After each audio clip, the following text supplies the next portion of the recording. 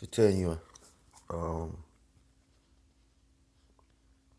these are robots that operate outside the factory to work on everything from healthcare to the care of children and the elderly, from cooking and preparing food to making and serving cocktails, from domestic cleaning to agriculture and farming, from policing, security, and killing in armed conflict to monitoring and repairing climate change damage.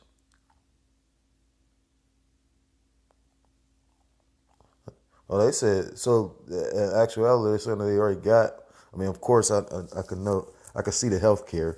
You know about like industries. You know, like different car companies got robots that weld and whatnot. Well, as far as cooking and making cocktails, no, I didn't know about that. I knew about the police because you got the robots that go get the like bombs and whatnot. But no, I didn't know about the cooking. It says repairing climate change damage and from robot surgery to robot intimacy and protect. It said that from robot surgery to robot intimacy and protecting endangered species. So that goes into that Sophia that we was talking about. I know at camp, brothers brought up that Sophia because I had just saw this video that's on Will Smith's channel. He's actually having a date with the artificial intelligence Sophia. You know that I believe it was Saudi Arabia is supposed to name the citizen, and that's just all mind psyop and programming. And I mean, he's literally having a date with it, and people taking it as a joke. But he's a complete sellout. You know what I mean? That's a fucking demon. And Salak Rayon to him and his fucked up ass family. Because at the end of the day, he's promoting this shit because he wanna, and that's how it's gonna be at the end of the day. Like brothers was sitting up there, I watched them speak on how these whole celebrities. The whole point of them having, they basically have a part in this devil's kingdom. So I've heard enough celebrities make that statement, like, uh, you know, um, basically, uh, did I sell my soul? Well, you going with me when I go to hell? You know what I mean? And people don't get that. Eventually they get to the point like that one movie, Angel Heart. If you ever haven't seen that, that's an older movie from like the '80s. Brothers need to go check that out because eventually he realized he sold his soul. You know, man. See, people think when you get attached to this devil, the Most High. I mean, don't get me wrong. I'm sure the Most High can get you up out of it. At the end of the day, what's that Proverbs 16:4? He, Most High has made all things, even the wicked, for the day of evil. He's made all things, so everything has a purpose. But at the same time, like the Messiah has power over everything on the heaven and the earth. So at the thing, end of the day, have all power and domain.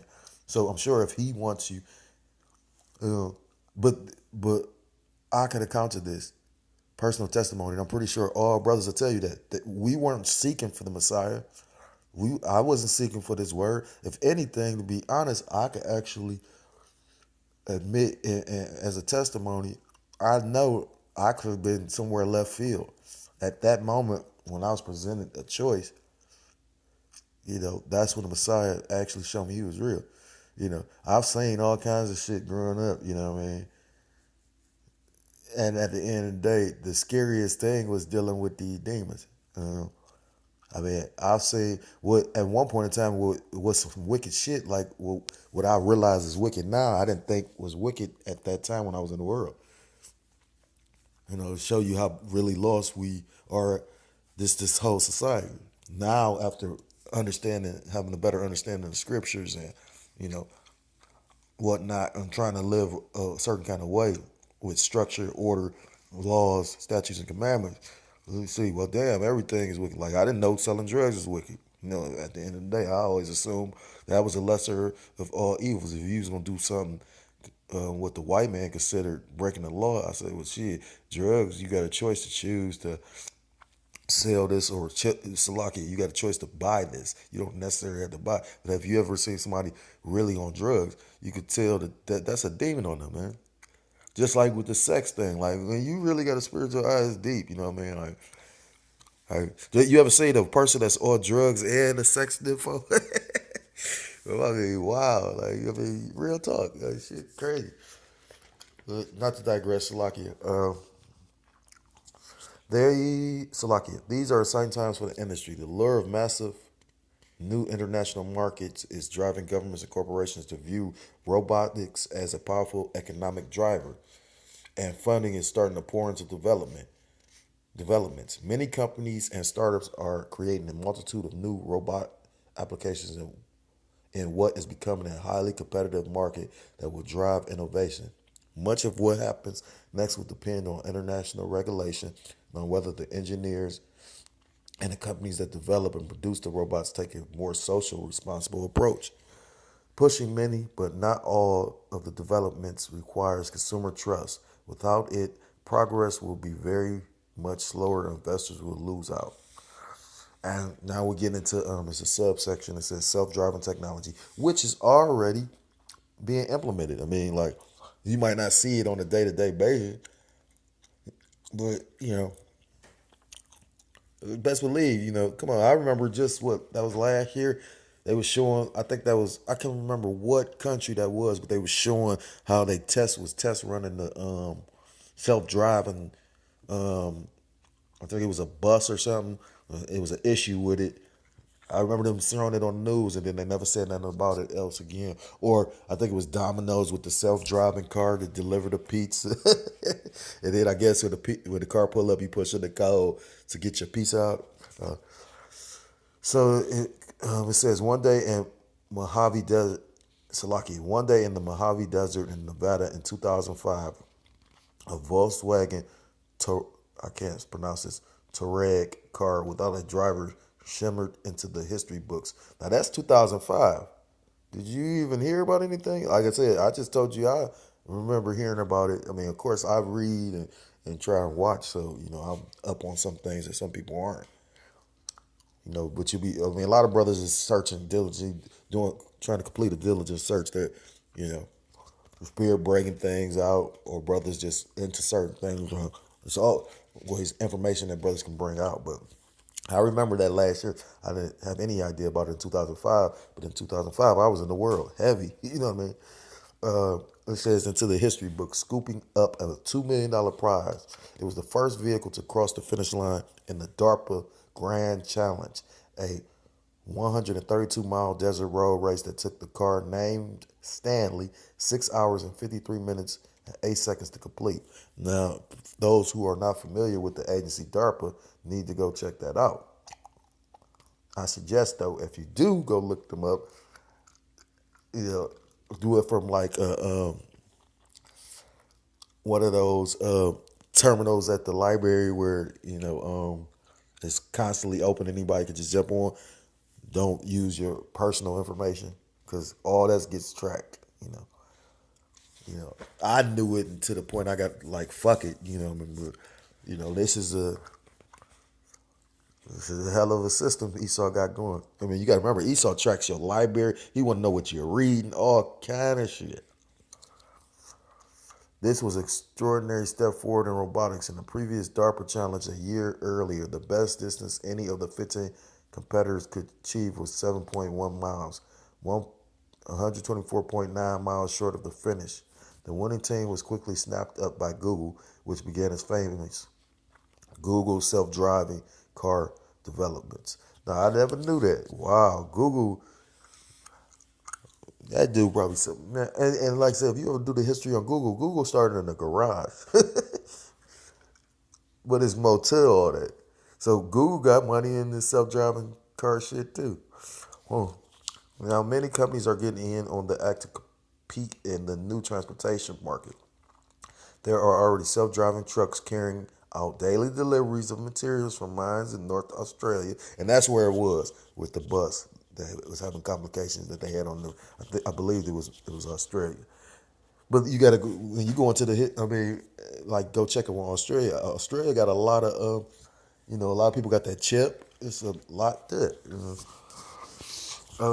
There are self-driving tractors being used for more efficient food production and autonomous buses being tested in the U.S., Denmark, and Japan. Uber has also added self-driving cars to its fleet of taxis in the U.S. I didn't even know Uber had an actual taxi thing. I mean, I know you could do Uber. Uber had, so wow, that shit gonna be crazy. Just like the movies. Like what was that fucking movie? The Fifth Element. Or shit even what was that? Total Recall. Remember those self-driving cars. Deep ain't it? Uber also added self-driving cars to. I read that part. Of course, for the foreseeable future, all such self-driving vehicles will still have a human occupant who can intervene if necessary. I doubt that though, because eventually it's gonna get to the money. You know what I'm saying? Like it's really truly waxing colder and worse and worse and worse. You know what I'm saying? And this damn devil, this red Hebrew Edomite, along with these other nations, are all about money. You know? So why would they pay you? You know what I mean? Especially if they feel that the robot could do it more efficiently, they'll take the time and do course. Like I remember I was in this program for what is it called? Like magnetic testing. You know, you would test like different welds and whatnot. Um,